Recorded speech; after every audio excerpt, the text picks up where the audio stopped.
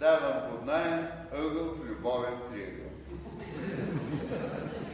Горката отчаяна съпруга. Омъжила се е на 18, защото е родила на 17. На 27 е родила втори път с цел спасяване на брака. А на 37 вече е на ръба на отчаяние. Животът ти е като зебра. Бяло, черно, задник. Задникът казва едно добър ден веднъж на 3 месеца и тя решава твърде късничко да прави първи стъпки в рогоносието. Някога в живота имали ли сте чувството, че когато най-накрая държите всички карти в ръце, останалите играят шах? Маце, както казва Уди Алън, във всеки се е като при покер. Ако нямаш добър партньор,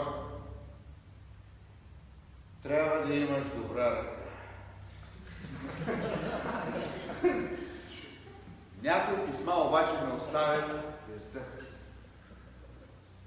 Снимка на мадама в кола и текст под нея. Модел 78. С-класа. Втора ръка. Малко употребяване. Запазен. Секси. Спортна седалка. Маневрена. Перфектна за паркиране в опитни ръце.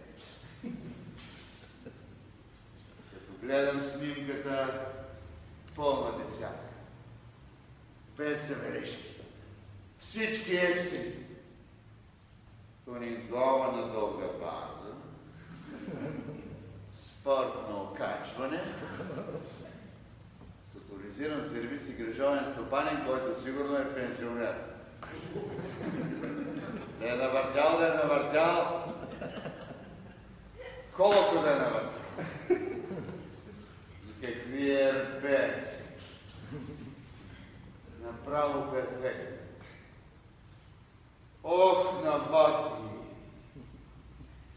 Такива коли се карат бавно, смера. Механичната скорост на кутия създава несравнимо усещане, когато предавката влиза. Воланът се държи с 2 пръста. Всяка тръпка по асфалта се усеща като електроимпулс.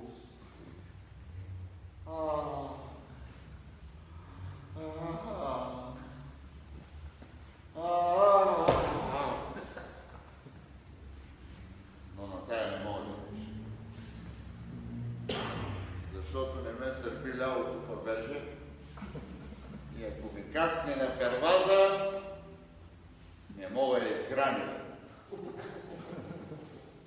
Защото жената не е врабче. Жената е като ураган. Идва с подухването и си отива с къщата.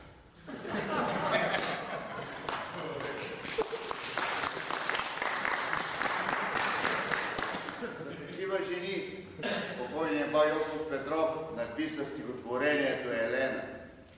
За такива жени войни се водят. За такива жени песни се пеят.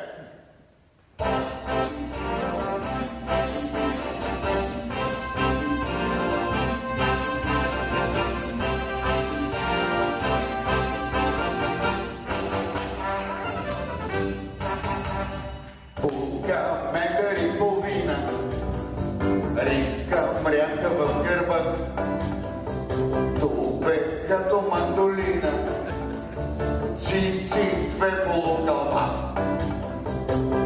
Това е тя Елена, чопния формачена, само за любов родена и за мъжка сладина. Лека пъргава чевръста, цяла тръпнеща за мъж, тубе прътка чуби кръста, сякаш вика хайде дръж.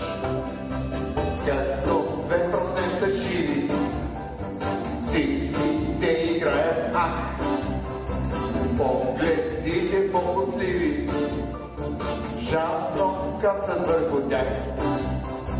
Цици бели са трептели, чили мъжки сте късмет, а родини омостели, мои бедни